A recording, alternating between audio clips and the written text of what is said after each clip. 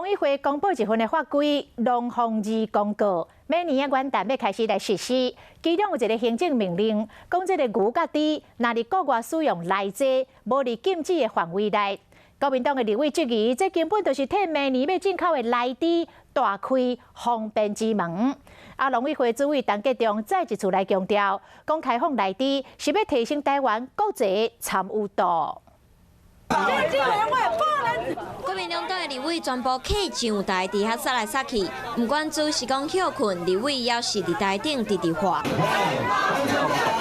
国民党的立委摕扛棒，7号日头早，立委经委做伙审查，就是为着这份公告。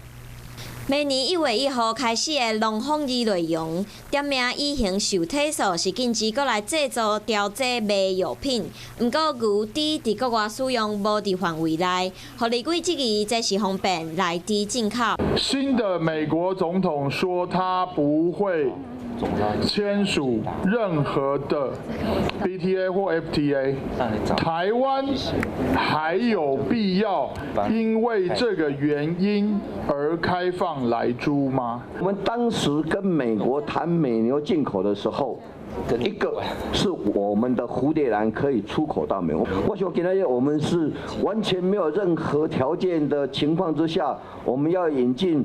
含来的这个猪肉。立委讲，政府根本是摕人民的健康来换政治的利益。不过，农委会主委陈吉仲安尼讲，这个是整个台湾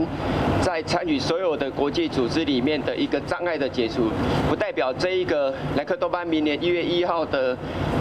这样的一个猪肉开放是来换取任何所谓的相关的这样的一个议题或协定。一再强调，开放来猪进口是为着要提升台湾的国际参与度，嘛绝对会注重食安问题，当先看挂保证。不过，这摆农防治行政命令互动来，看起来这来猪进口的争议也未结束。